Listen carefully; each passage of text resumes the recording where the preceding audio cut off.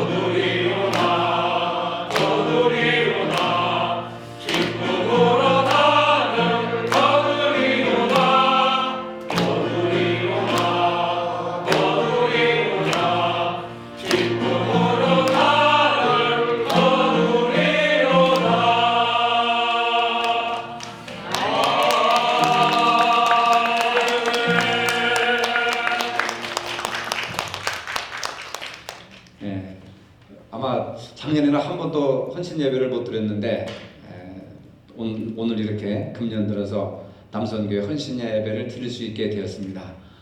앞으로 이제 예전도의 헌신 예배도 또 있을 것이고, 그래서 각 기관마다 이렇게 조금 하나하나 질서를 잡고 헌신 예배를 드리는 또 법도 여러분들이 아셔야 돼요.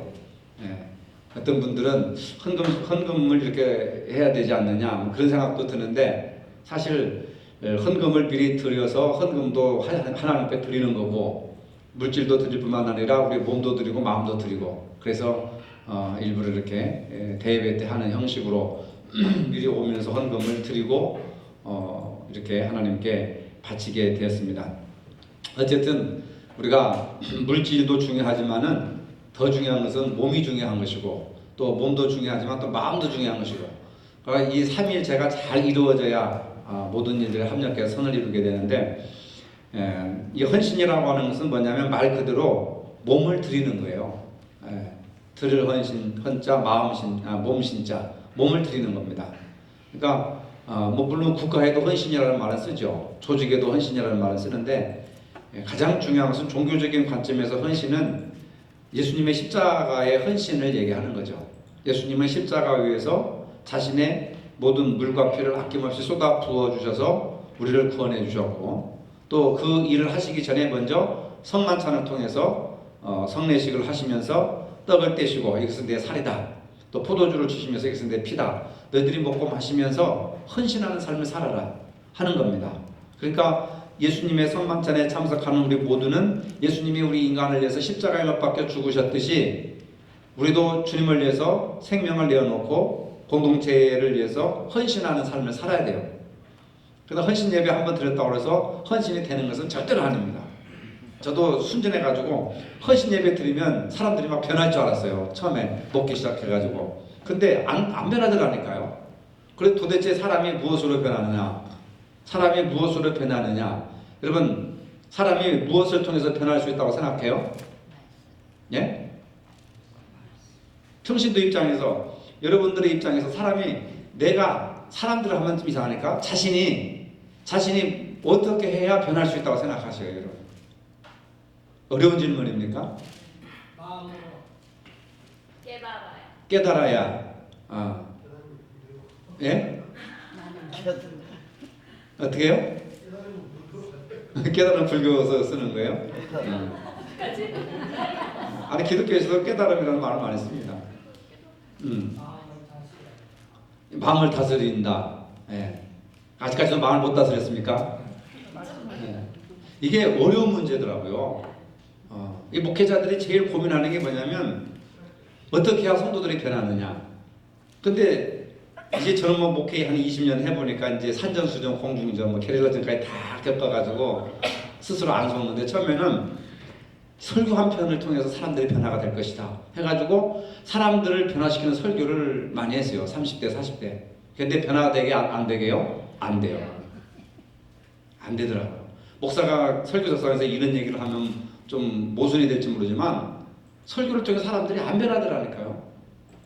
그 오래전에 김상환 목사님께서, 김상환 목사님 다 아시잖아요, 명성교회. 그분이 공식 석상에서 하는 얘기가 있어요. 성도들은 설교를 통해서 변하지 않는다.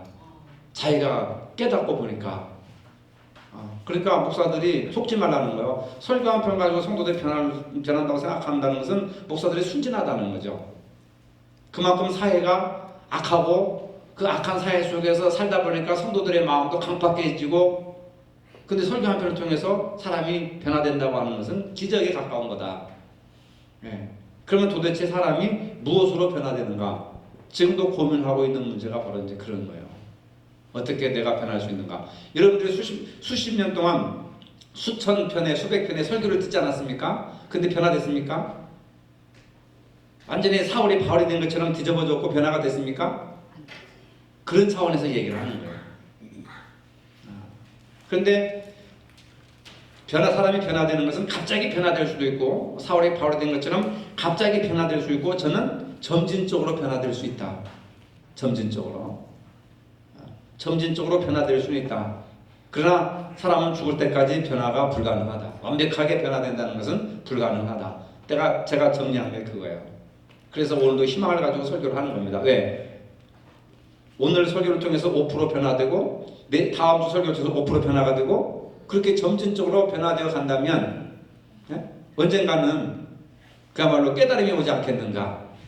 내가 죄인이구나 하는 그런 깨달음이 오지 않겠느냐 하는 거예요. 그래서 헌신이라고 하는 것은 뭐냐면 내 몸을 드리는 거.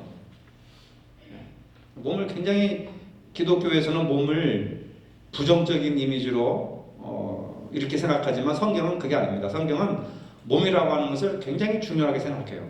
바울도 너희 몸이 하나님의 성전인 것과 하나님의 성령이 너희 안에 거하시는 것을 알지 못하느냐.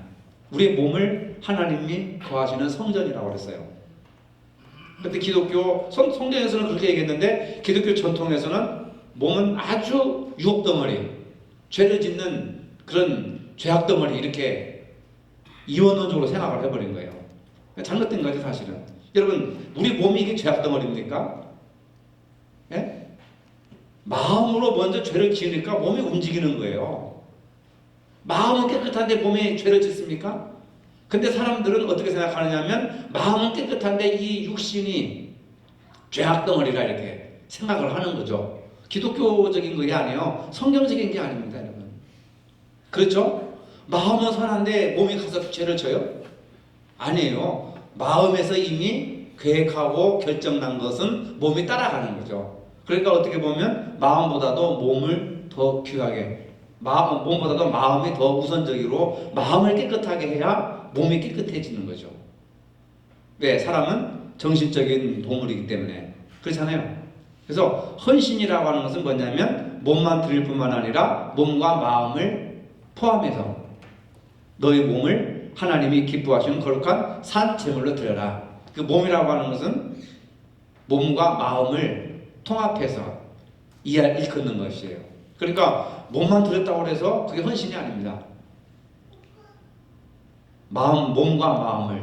그래서 너희는 몸을 뜻을 다하고 마음을 다하고 성품을 다하여 이 얘기는 뭐냐면 몸과 마음을 다하여서 헌신할 때 그게 진정한 헌신이라. 여러분 몸은 가까이 있는데 언제나 설교 시간도 얘기했는데 몸은 가까이 있는데 마음은 천리길일 수도 있어요. 부부 일심동체라고 하죠. 이제는 부부 동상이몽이란 말이에요. 동상이몽. 같이 나란히 누워 자는데 남편 생각은 동쪽에 가 있고 여자 생각은 서쪽에 가 있다면 몸은 붙어 있지만 마음은 천리 말이에요. 그것이 온전한 사랑이고 온전한 헌신이라고 할 수 있습니까? 아니죠. 몸이 있으면 뭐도 있어야 돼요? 마음도 붙어 있어야죠. 근데 우리는 몸이 떨어져 있는 것은 잘못되고 마음이 떨어져 있는 것은 전혀 신경을 안 쓰고 걱정을 안 하는 거죠. 왜? 몸만 붙어 있으면 저 사람이 내 옆에 저 사람이 마음까지도 있다고 생각하는데 천만의 말씀. 그렇죠? 속는단 말이에요. 속아. 우리 스스로가. 그러니까 진정한 헌신은 뭐예요? 몸도 이 재단에 있고 마음도 이 재단에 있어야 돼요. 왜 이런 설교를 서두에 하느냐? 사람들이 좀만 상처를 받아도 교회를 떠나요. 사람들이 좀만 서운한 일에서 교회를 떠나요. 그게 무슨 헌신이겠어요, 그게. 몸이 이 재단에 있으면은 뭣도 있어야 돼요? 마음도 있어야 돼요, 마음도. 근데 오늘날 한국교회 교인들은 이곳만 교회가 있고 이곳만 하나님이 있냐 하면서 생선가게 둘러보듯이 쭉 둘러보고 자기 마음에 드는 교회.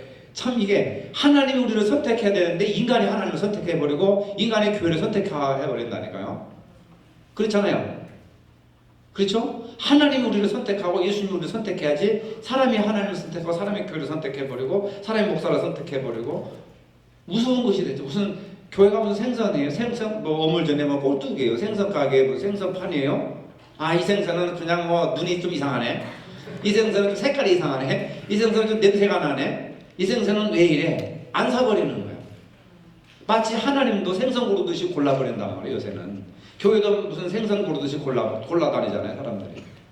신중한 것은 중요하지만 그러나 자기 주장과 자기 견해를 가지고 하나님을 평가하고 교회를 평가한다면 그건 자기 견해가 틀릴 수도 있잖아요. 다를 수도 있잖아요. 자기 관점이 중요하지 않잖아요. 하나님의 관점에서 중요한 것이잖아요. 내 인간의 관점은 얼마든지 바뀔 수 있어요. 아침에 했던 생각이 점심때 바뀌고 점심때 했던 생각이 저녁때 바뀔 수도 있다. 그래서 온전한 헌신이라고 하는 것은 이 새성교회에 몸을 들여놨으면 마음까지도 뿌리를 내려요. 몸에 뿌리를 내렸으면 마음도 뿌리를 내려야 된다. 여차하면 난 튀어야 되겠다. 그런 생각을 가지면 그건 헌신이 아니죠. 위장된 것이고 그건 거짓된 거 아니겠습니까? 그래요? 안 그래요? 네. 그러니까 몸이 있으면 마음도 가야 된다. 마음이 있으면 몸이 가야 된다. 그래서 사람들이 그러잖아요. 성령님도 말씀하셨듯이 내 보물이 있는 곳에 내 마음도 있다. 물질이 있는 곳에 내 마음이 있다는 거예요. 그러니까 여러분들이 헌금을 드리는 것은 남성교회 헌신 예배를 정말 축하하고 그 다음에 진정한 헌신의 의지를 다지겠다는 것을 물질을 통해서 이렇게 고백한 겁니다, 여러분. 그러니까 물질만 됐다고 해서 헌신이 아니에요. 물질도 몸도 마음도 삼위가 하나가 돼야 돼요. 삼위체가 돼야 된다. 아시겠습니까? 네, 이게 여러분 배우세요. 몸과 마음과 물질 이것은 항상 있을 것인데 그 중에 제일은 뭐예요? 모르겠네 나도. 몸이 중요하다니까. 몸이 있는 곳에 마음이 있고 마음이, 그러니까 몸과 마음을 구분을 시켜서 생각하니까 문제가 생기는 거예요. 몸과 마음은 두 개가 아니라 뭐예요? 하나예요. 하나. 우리 자꾸 두 개로 나누잖아요. 나누는 건 좋은 게 아닙니다. 몸과 마음은 하나예요. 그렇죠? 내 마음이 나고 내 몸이 나잖아요. 몸과 마음은 하나다. 그래서 몸과 마음으로 온전한 헌신을 하시기를 바랍니다. 네. 그래서 새성교회 몸이 이제 우선 출석했으면 마음도 이곳에 둬야지. 왜 몸은 두고 마음은 다른 데가 있느냐 말이에요. 그러면 절대로 안 돼요. 그게 잘못된 거죠. 몸은 같이 살면서 마음은 자꾸 딴 사람 생각하면 되겠어요? 안 되죠. 그런 면에서 우리가 거룩해진다고 하는 것은 이 제단에 몸을 드리고 마음을 드리고 물질을 드리는 거다. 그게 온전한 헌신이다 이 말이에요. 헌신 예배를 처음 드리기 때문에 헌신에 대한 정의를 제 나름대로 이야기를 드리는 겁니다.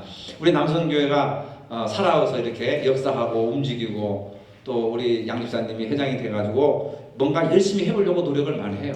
그래서 이제는 우리가 남성교회가 주축이 돼가지고 교회를 열심히 한번 헌신해야 되겠다, 열심히 섬겨야 되겠다, 그런 어떤 나름대로의 그 믿음의 자세를 가지고 이렇게 열심히 교회 봉사도 하시고 또 구제 사업도 체계적으로 하시고 그 다음에 교회 행사에 적극적으로 우리 남성교회가 앞장서서 지금 일을 하시잖아요.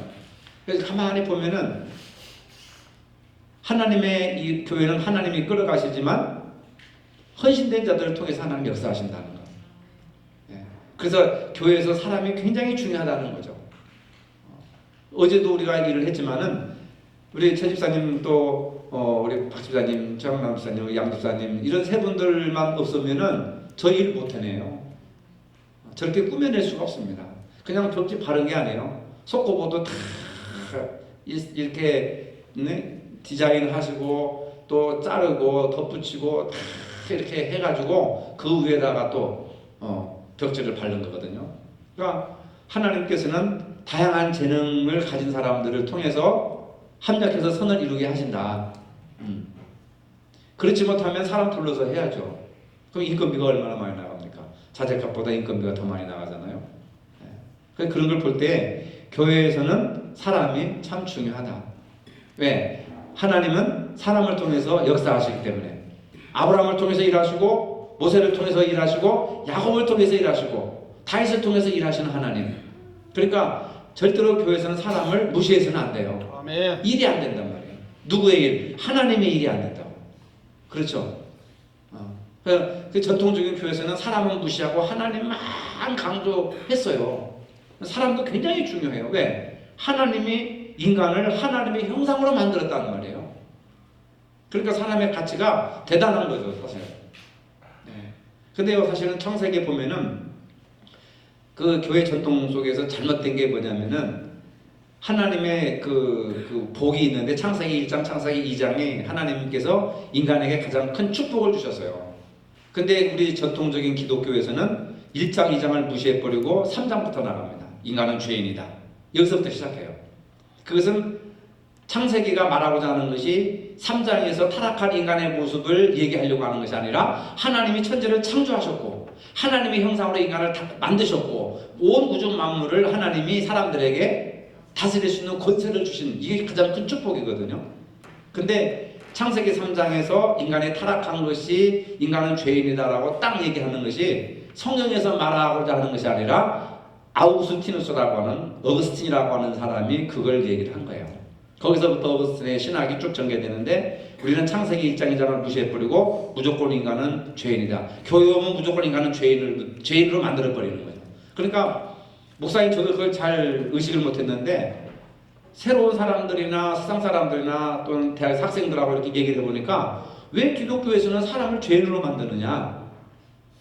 그렇지 않아도 내가 세상에서 뭐 이렇게 그런 어떤 그런 열등의식이나 죄책감이나 어떤 만족할 만한 그런 어떤 자기 자신에 대한 긍정적인 모습을 가지고 살지 못하는데 뭔가 사람으로서의 대접을 받고 힘을 얻고 좀 길을 피우고 살고 싶고 인정받고 싶어 하는데 교회가 무조건 너는 죄인이다. 이렇게 얘기를 해보니까 가기가 싫다는 거예요, 교회를. 비록 우리가 죄인이라 할지라도 너는 죄인이다라고 얘기하는 것과 스스로 내가 죄인이라고 하는 것을 깨닫는 것은요, 큰 차이가 있는 거예요. 그렇지 않습니까? 만약에 내가 여러분들한테 집사님은 죄인이에요. 해보세요. 내가 무슨 죄를 졌어? 덤벼들어요. 예. 그러나 성경을 쭉 설명하면서 아, 내가 하나님 앞에 죄인이구나 이렇게 깨닫는 것과 교회에서 당신은 죄인이다라고 딱 선을 긋는 것은요 굉장히 큰 차이가 있는 거예요. 그런데 우리는 자연스럽게 그런 문화를 받아들였기 때문에 모르는데 세상 사람들하고 대화를 하다 보면은 내가 왜 죄인이냐 하는 거예요. 그러니까 뭐냐면 그것은 자기가 의롭다는 것을 주장하는 것이 아니라 죄인이라고 하는 그 어떤 딱지를 붙이기 싫은 거죠. 왜? 그렇지 않아도 세상 살기 힘든데 그 세상 살기 힘들어서 뭔가 교회에 나가서 좋은 말씀 듣고 위로받고 뭔가 무거운 짐을 좀 내려놓고 싶은데 교회 오니까 너는 죄인이다라고 또 몰아세운다는 거예요.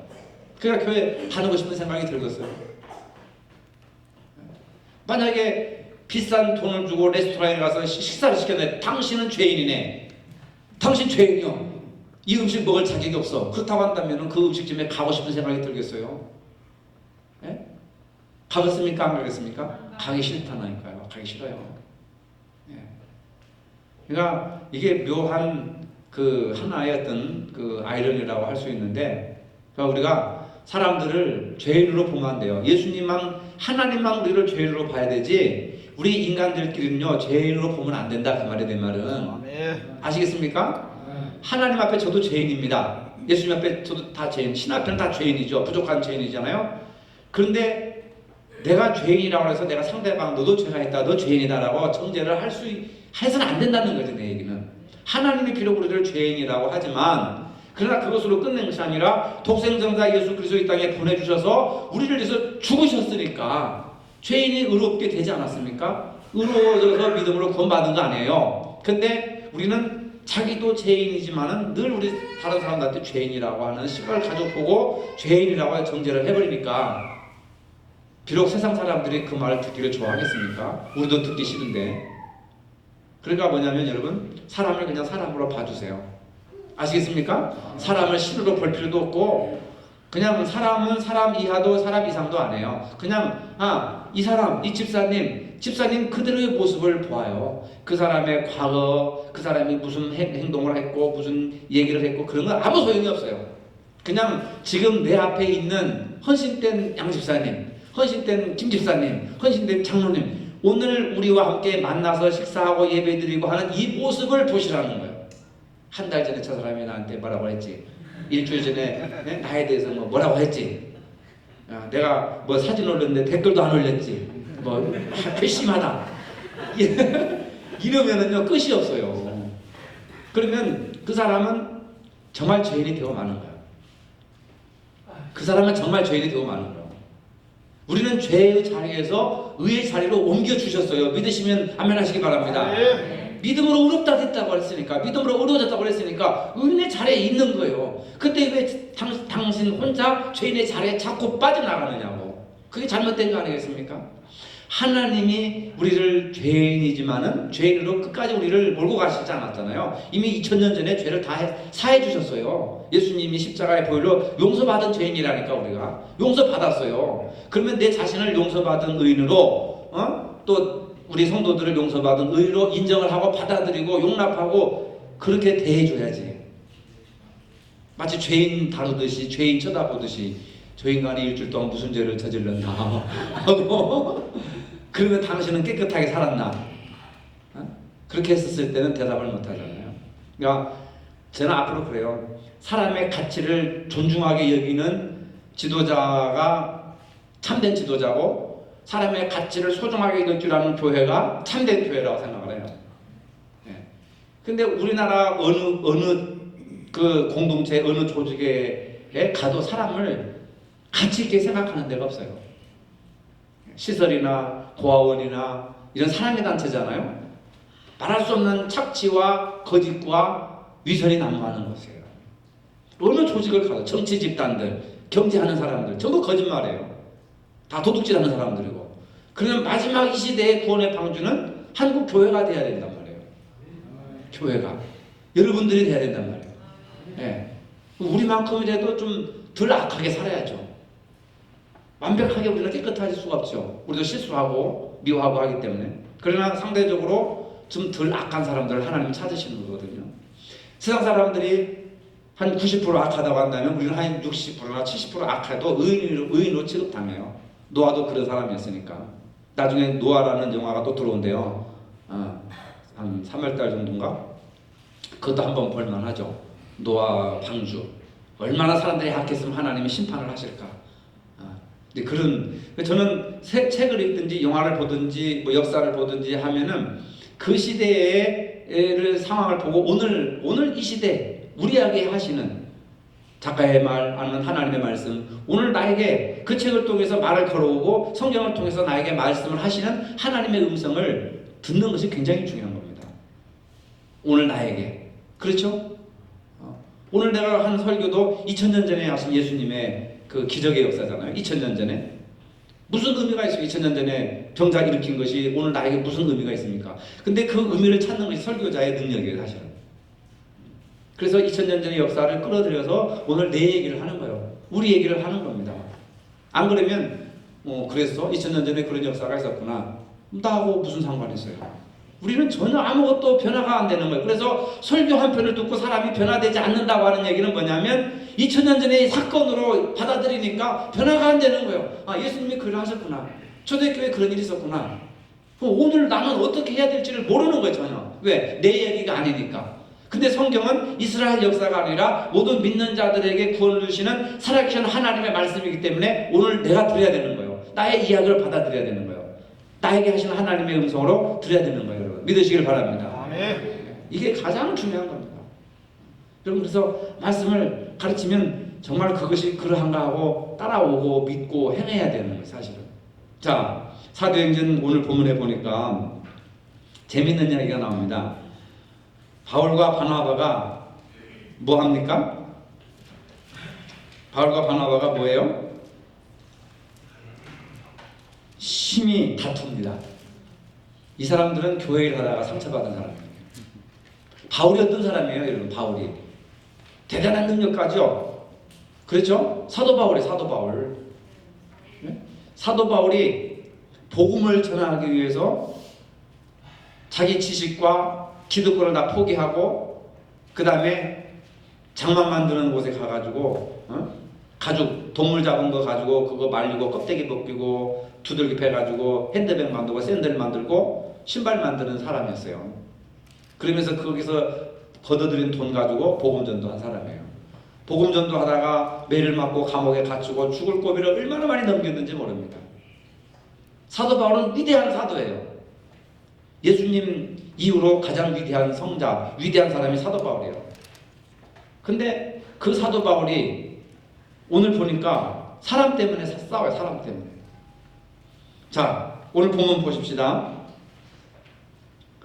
어떤 일이냐? 37절에 바울과 바나바가 한 짝을 이루어가지고 복음전도 하는 과정에서 발생한 일인데, 바나바는 마가라는 요한도 데리고 가자 하나 바울은 이 요한이라는 사람이 밤빌리아에서 자기들을 떠나 함께 일하러 가지 아니한 자를 데리고 가는 것이 옳지 않다 하여 서로 심히 다투어 피자 갈라서니 우리가 지금까지 생각했던 바울은 예수님 다음이고 복음을 위해서 생명을 바치고 복음 때문에 순교한 사람이죠.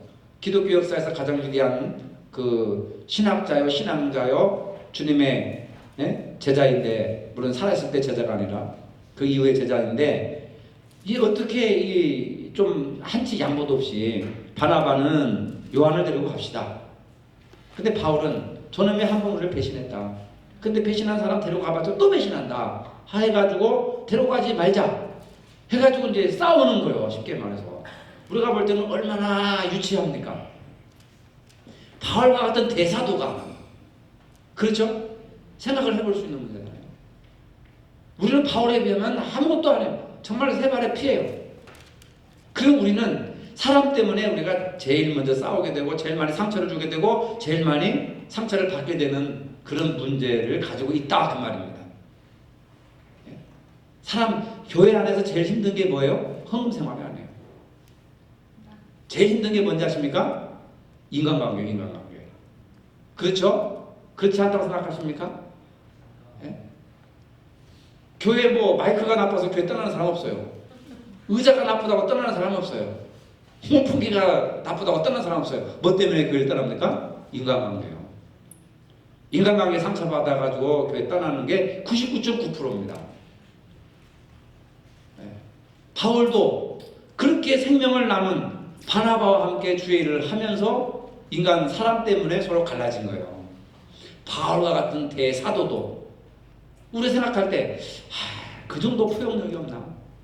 그래 알았어. 뭐 요한은 과거에 우리를 배신한 적이 있기 때문에 네 말도 맞다 하면 안 싸웠을 텐데 고집이 너무 셌던 것 같아. 바울도 그래 너는 요한을 데리고 가자고 하지 나는 그러면 안 돼 해가지고 그냥 그럼 갈라서자 해가지고 갈라선 거거든요. 이런 문제를 가지고 여러분들은 한번 의견을 묻겠습니다. 바나바는 요한이 과거에 배신한 경험이 있다 할지라도 데리고 가는 것이 옳다. 바울은 한번 배신한 적이 있기 때문에 또 배신할 수 있다. 그렇기 때문에 그 사람을 데려가서는 안 된다. 여러분 입장은 어떤 입장입니까? 쳐다보지 마세요. 왜 여기 쳐다봐서 나를 쳐다보라고 나를. 네? 바나바 입장입니까? 네, 세 번 기회를 줘야 예? 세 번의 기회를 줘야 세 번에. 그럼 바울이 아주 신앙이 없고 나쁜 사람이에요. 왜 그러세요? 좀 웅절하고 고집스러운 모습이 보이잖아요. 이게 우리가 서로 토론할 문제예요, 사실. 그렇다고 한다면 내 입장에서, 여러분 입장에서 여러분들이 어떤 직장의 리더라고 생각한다면 또는 교회에서 리더라고 생각한다면 실제로 제가 저쪽에 있을 때 그런 일이 있었어요. 교인이 정말 공을 들였는데 정말 공을 많이 들였어요. 우리 새신자들을. 우리 집사람이지만 오후에 예배 끝나고 고추밭에 가서 다 밤에 캄캄할 때까지 일을 해주고 도배 다 해주고 하여튼 그 집 머슴처럼 우리가 일을 했어요. 한 가정 살리려고. 근데 교회 리더한테 상처를 받아가지고 교회를 떠났어요. 제가 신방 가는 것도 반대합니다. 교인들이 신방 가지 말아라. 나는 데리고 와야 된다 생각을 한 거거든요. 그 뭐라고 신방을 못 가게 하냐면 버릇 나빠진다. 데리고 오면 또 버릇 나빠진다. 그래서 못 가게 장로님이 딱 막아버리시더라고. 엄청 상처를 받았죠. 내가 나 있을 때 와가지고 새신자 교육시켜가지고 집사 만들고 자식들 다 이렇게 하고 그집 막 고추를 몇만 평 하는데 가서 주일날마다 교회들 가서 봄이면 꽃집에 말뚝 막아주고 다 해주고 가을에 고추 따주고 얼마나 애를 썼는지 몰라요. 얼마나 고생을 많이 했는지 몰라요. 막 닌걸 맞아가면서 막 그 일을 해줬거든 살리려고. 근데 결국 사람한테 상처받아서 교회를 떠나더라고. 백날 천날 잘해봤자 소용없다니까요. 예. 백날 천날 잘해서 다른 사람한테 상처받으니까 떠나가더라니까. 근데 그걸 내가 데리고 오려고 몇 번 노력을 했는데도 자기 상처 준 사람이 못 데리고 오게 하는 거예요. 그 사람 데리고 와봤자 또 나간다. 버릇만 나빠진다. 이게 바울 입장이에요. 이게 바울 입장이에요. 이게. 난 다 경험을 해본 사람이에요. 그런데 보세요. 사람이라는 게 배신 안 할 수가 있습니까? 배신하죠. 우리 인간의 조상들부터 배신을 했는데, 아담부터 하나님 배신하고 그랬는데, 인간은 배신의 역사, 인간의 역사는 배신의 역사입니다. 그런데 보세요. 여러분, 그런 상황 속에서 우리 교인들 속에서 또는 여전되는 아전들 속에서 저 사람이 조직을 이탈하고 자꾸 일탈을 하고 배반을 하고 배신을 하고 들락날락하고 자꾸 무리를 일으킨다.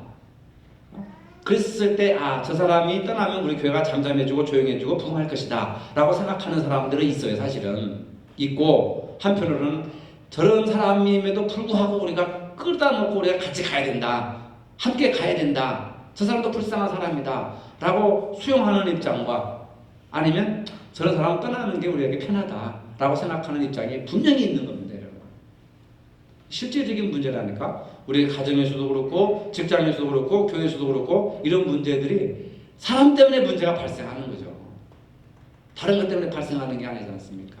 그런 상황 속에서 우리는 어떤 것을 선택하며 살아야 되느냐. 여기는 보면은 서로 자기 입장을 굽히지 않아가지고 갈라섰어요. 갈라서면 문제가 해결돼요. 갈라서면은. 근데 그것이 과연 하나님의 뜻일까? 그게 과연 주님의 뜻일까라고 생각했었을 때는 우리가 어떤 리더십을 가지고 가야 되는가 하는 것을 우리가 선택을 해야 되는 거죠. 무슨 얘기인지 아시겠습니까? 여러분 가정에 자녀들이 있는데 속 썩인다고 해서 그거 자식이 아닙니까? 호적에서 파낼 수 있습니까? 그럴 수 없는 거 아니에요. 그 지난주 설교했던 그 잃은 아들처럼, 탕자의 비유처럼 그 자식이 내 자식이 아니냐고요. 집 나가고 돈 호랑방탕했다고 호적에서 파낼 수 있습니까? 그래도 들어오면 또 끌어 안아주고 송아지를 잡자, 옷을 내입혀라, 반지를 끼워라, 신발을 신겨라 해야 되는 거 아니겠느냐 그 말이에요. 그렇죠?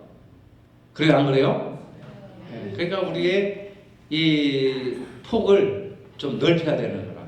그래서 저는 늘 걱정하기를, 교회를 하다가 상처받을까 그게 겁나는 거예요. 교회를 하다가 상처받으면 약이 없어요, 이게. 그렇죠? 모두가 다 잘해본다, 열심히 해본다 하지만은 그것을 보다가 잘못하면 충돌이 일어나는 거예요. 어떤 이해타산의 문제나 자기 의견을 이야기했을 때 그 의견이 수용되지 않았을 때는 자존심이 상하기 때문에 사람들이 상처를 받게 되는 거예요. 그래서 우리 리더들은 다시 말해서 남선교회 임원이나 여전교회 임원이나 우리 리더들은 포용력이 있어야 돼요. 포용력. 좀 마음이 넓어야 된다고요. 누가 무슨 안건을 얘기하고 무슨 말을 해도 그럴 수도 있겠다 하고 들어줘야지. 그거 당신 틀렸다. 당신의 신앙생활한 지 얼마나 됐느냐. 뭐 이런 식으로 이제 나가버리면 이제 부딪히게 되는 거라. 그래서 바울과 바나바가 내가 볼 때는 바울이 좀 이해를 해줘야 돼요. 바울이 더 큰 그릇이잖아요. 바울이 더 위대하잖아요. 바나바는 우리가 잘 모르잖아요. 바울은 알지만은. 그렇다고 한다면은 제가 생각할 때 본문을 읽을 때 바울이 조금 한 발 뒤로 물러섰다고 한다면, 좀 더 포용력을 가졌다고 한다면은 굳이 갈라설 필요가 뭐가 있겠느냐. 그런 생각이 들잖아요, 여러분. 바로 이제 이런 문제, 사소한 문제예요, 사실은. 뭐 우리가 싸우는데 뭐 핵무기 가지고 핵무기 문제 때문에 싸웁니까? 원자력 문제 가지고 싸웁니까? 인류의 평화 문제, 인류의 기후 문제 가지고 싸웁니까? 아니잖아요. 사소한 거, 커피 한 잔, 또는 뭐 사탕 하나, 말 한마디 인정받느냐 못하느냐. 그러니까 우리는 좀 더 수용하고 포용하고 함께 갈 수 있는. 어쨌든 교회는 이 세상에 가장 마지막 어떤 그런 도료예요, 사실. 이 교회가 무너지면 세상은 다 무너지는 겁니다. 근데 지금 교회가 무너져 가고 있잖아요. 이 세상을 누가 구원할 것입니까? 교회가 구원해야죠. 하나님이 교회를 구원의 방주로 세우시지 않았습니까? 그렇죠? 교회가 이 일을 해야 돼요. 그럼 교회는 뭘 얘기하느냐? 여러분들을 얘기하는 거예요. 여러분들의 가정에서 구원자가 되시기 바랍니다. 아시겠어요? 가정에서 구원자가 돼야 돼요. 믿지 않는 남편들 있으면 그 사람들은 정말 2배, 3배, 4배 열심을 내야 돼요. 왜? 나는 이 가정의 구원자다. 근데 교회 다니는 사람이 안 믿는 사람하고 같이 교회 욕해버려. 그럼 뭐 누가 나가겠어요, 교회를? 참 그게 안타깝잖아요, 여러분. 나는 이 가정의 뭐예요? 구원자다. 나는 이 직장에서 뭐예요? 구원자다. 여러분 교회하고 여러분들하고 다른 국밥이 아니에요. 우리가 교회예요. 우리가 교회. 믿는 사람들의 교회라니까요. 믿으시길 바랍니다. 네. 여러분들이 세성교회예요. 세성교회 여러분들 세성교회라니까요. 건물이 세성교회가 아니에요. 여러분들이 세성교회예요. 그럼 여러분들은 우리 가정에서 구원자라니까요. 예수 그리스도를 대신한 구원자예요. 구원자 이름 아시죠? 나를 통해서 내 남편이 교회 나와야 돼요. 나를 통해서 예수님 자식들이 예수님께 나와야 돼요. 나를 통해서 이웃집 사람들이 교회 나와야 돼요. 그런 의미에서 나는 구원자예요. 구원자. 우리는 구원자라니까요. 내가 노아 방주 영화를 보고 다시 설교를 재구성을 해서 여러분들에게 설교하겠지만은 이거 집 하나 짓는 게 아니에요. 뭐 노아가 그 판자떼기 가지고 집 짓는 그게 문제가 아니라니까. 성경에서 그런 얘기를 하는 게 아니에요.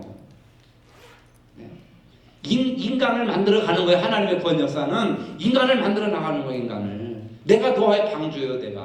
내가 구원자란 말이에요. 예수 그리스도를 닮아간 구원자라고 내가. 여러분들은 근데 성경을 전혀 이상하게 읽어요. 그렇게 배워왔기 때문에 노아가 방주를 지었다. 그러면 나는 방주를 지을 수가 없죠. 돈이 있습니까? 제 자재값이 뭐가 있어요? 나는 방주를 안 줘도 된다. 나하고는 무슨 상관이? 노아의 얘기를 아무리 해도 나하고 무슨 상관이 있어? 현대사회 속에서 그 너무 성경이 이상해요. 그런 얘기를 하는 게 아니라 여러분 제가 주일날 설교 해석하고 성경 이렇게 설교하는 거 잘 들으시면은 눈이 많이 열리고 성경에 대한 지식이 많이 열리게 되고 새로운 관점이 생기기 시작합니다. 여러분들이 고정적인 사고방식과 제가 설교하는 게 굉장히 많이 다를 거예요. 신앙생활을 오래 하신 분들은 내 생각이 잘못됐다. 교정을 많이 할 겁니다. 결국 그렇게 해서 예수님을 보게 하고 하나님 보게 하는 눈을 열어주는 거거든요. 굉장히 중요한 거예요, 여러분.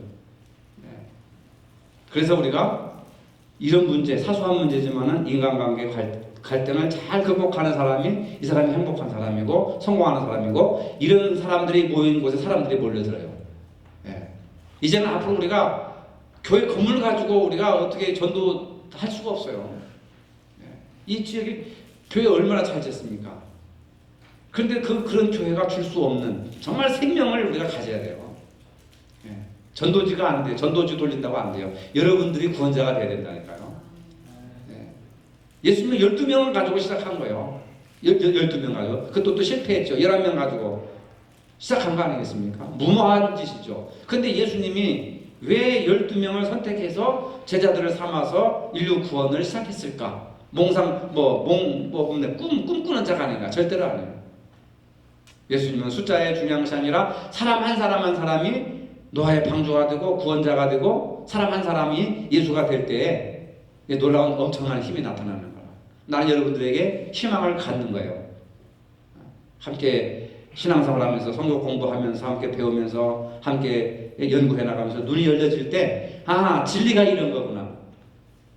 아직도 많은 분들이 수박을 이렇게 짝에서 수박 안에 있는 빨간 과육을 먹어야 되는데 수박 껍데기만 핥아버려요.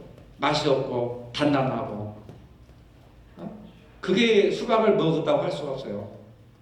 수박은 잘라서 그 안에 있는 알맹이를 먹어야 된다고. 그래야 갈증이 해소가 되는 거죠. 당분을 섭취하고. 여러분 그날이 오기를 바랍니다. 그게 제 사명이라고 생각을 해요. 그게 초대교회 아름다운 일꾼들의 모습을 보면 사도행전 6장 3절에 성령과 지혜가 충만하여 칭찬 듣는 사람 7을 택하라. 우리가 이 일을 그에게 맡기고. 지도자들은 뭐 해야 되느냐? 성령과 지혜가 충만해야 되는 겁니다. 성령은 기도와 말씀을 통해서 오는 겁니다. 그래서 성령을 우리가 충만하게 받아야 되고 지혜는 풍부한 경험과 배우는 사람에게 지혜가 있는 거예요. 여러분들이 기도와 말씀은 끊임없이 해야 되고 가장 기본적인 것이고 그 다음에 지혜는 풍부한 경험과 그 다음에 노력하는 공부하고 배우는 데에서 지혜가 나타나는 거예요. 그래서 우리가 뭘 해야 됩니까? 열심히 기도하고 열심히 말씀 배우고 말씀 연구하고 말씀 묵상하고 실천하고 그러면서 풍부한 경험 속에서 자꾸 배워나가는 사람. 아무리 젊어도 배우기를 딱 그치는 사람은 더 이상 성장이 안 돼요. 발전이 안 됩니다. 생각이 거기에 딱 머물러 있어 버려요. 그럼 누가 무슨 말해도 받아들이지를 못해요. 왜? 내 생각의 그릇이 이 정도인데 하늘에서 폭포수가 쏟아지면 다 담을 수 있습니까? 다 버려야 돼요. 이것 가지고 살아가는 거예요. 평생 동안. 얼마나 답답하겠어요, 인생이. 얼마나 불행한 거겠습니까? 그러니까 우리는 자꾸 뭐 해야 돼요? 배워야 돼요. 아시겠습니까? 배워야 된다니까요. 배워야 돼요. 신문도 많이 보시고 책도 많이 보시고 성경도 많이 여러 가지로 보시고 자꾸 배워야 생각의 폭이 자꾸 커져요. 근데 배우지 않은 사람들은 생각이 딱 고정되어 있어가지고 대화가 안 되는 거예요. 소통이 안 되는 겁니다. 답답한 거죠, 사실은. 교회도 마찬가지예요. 누가 무슨 말을 해도 다 수용할 줄 알아야 돼요. 그러려면 내가 큰 그릇이 돼야 되죠. 그렇죠? 바다 보세요, 바다. 세상에 있는 온갖 물들이 다 들어와도 다 포용하잖아요, 여러분. 근데 시냇물은요, 조금만 홍수가 나도 그냥 막 불어 터져버려요. 그냥 흙탕물이 막 그냥 내려오잖아요. 이런 것은 안 된다. 큰 댐이 되든지 깊은 강물이 된다든지 깊은 바다가 돼서 모든 걸 다 정화시키고 수용할 수 있는 그런 그릇이 돼야 된다.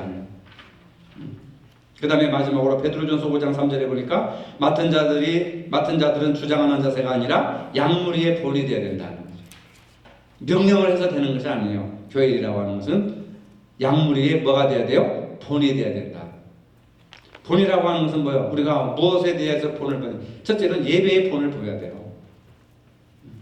그래서 헌신 예배 한번 드리고 내가 변화되지 않는다고 하는 것은 뭐냐면 이런 설교를 해도 여전히 변화가 안 되는 거예요. 노력을 하셔야 돼요, 여러분. 도전을 하셔야 됩니다. 예배의 본이 돼야 돼요. 공적 예배에 여러분들이 나오셔야 됩니다. 수요 예배 나오셔야 되고, 그 다음에 뭐 새벽 예배는 그렇다 치더라도 수요 예배 성경 공부 시간에 나와야 되고, 주일 오후 예배 시간 드려야 되고, 그것은 해야 돼요. 예배의 본이 돼야 되고, 그 다음에 헌금 생활의 본이 돼야 돼요. 주정헌금, 11조헌금은 기본적으로 해야 됩니다. 그 성경에 나와 있고 하나님의 명령이기 때문에 해야 돼요. 그 다음에 무엇에 본이 돼야 되느냐? 섬김의 생활에 본이 돼야 돼요. 섬김. 섬기는 자세가 굉장히 중요합니다. 섬기는. 그 다음에 말과 언행에 대해서 본이 돼야 돼요. 가장 중요한 것은 예배에 본이 되라. 헌금 생활에 본이 되라. 그 다음에 섬김. 우리 섬김의 회복이 나왔는데 이게 서비스예요, 서비스. 섬김이라는 것은 서비스입니다. 서비스를 받으려고만 생각할 것이 아니라 이런 서비스는 미용실에 가서 서비스 받으시고 또 이발소 가서 서비스 받으시고 그런 데 가서 서비스 받으시고 교회에서는 어떻게 서로 발을 씻겨주는 마음으로 섬겨줘야 돼요. 이게 본이 돼야 됩니다, 본이. 우리가. 그 다음에 말이나 언행에 있어서 본이 돼야 된다. 이것이 바깥으로 나갈 때 사람들에게 소문이 들리게 되고 그 교회 오고 싶은 생각이 드는 거죠. 이런 걸 포함해서 온전한 헌신이 이루어져야 된다. 이런 것이 바로 헌신 예배다 하는 것을 아시고 우리 남선교회 이제 처음 출발하니까 금년도에 더 많은 인원들이 늘어나고 남선교회를 통해 더 많은 능력이 확대가 되고 더 많은 사람들이 구제를 받고 더 많은 사람들 전도하고 그러면서 우리 교회가 든든하게 세워지는 하나님의 구원 역사가 이루어지시기를 주의 이름으로 축원합니다. 네. 기도하시겠습니다. 하나님 감사합니다. 오늘 남선교회 헌신 예배로 하나님께 영광 돌리게 해주셔서 감사합니다. 옳지 않는 일, 사소한 일로 가지고 서로 대립하거나 의견 충돌이 일어나지 않게 하시고 넓은 마음을 가지고 포용하는 마음을 가지고 아버지 하나님 주어진 사명 기쁨으로 잘 감당할 수 있도록 도와주시고 또 기도와 말씀으로 성령이 충만하며 풍부한 경험과 배우는 삶을 통하여 지혜가 충만하여서 예배에 본이 되고 헌금 생활이나 섬김이나 말과 언행에 본이 되어 하나님께 영광 돌리고 하나님의 교회가 든든히 세워지게 하시고 하나님의 교회가 크게 부흥되는 그러한 미랄이 우리 남선교회를 통해서 이루어지게 하여 주시옵소서. 예수님의 이름으로 기도하옵나이다. 아멘.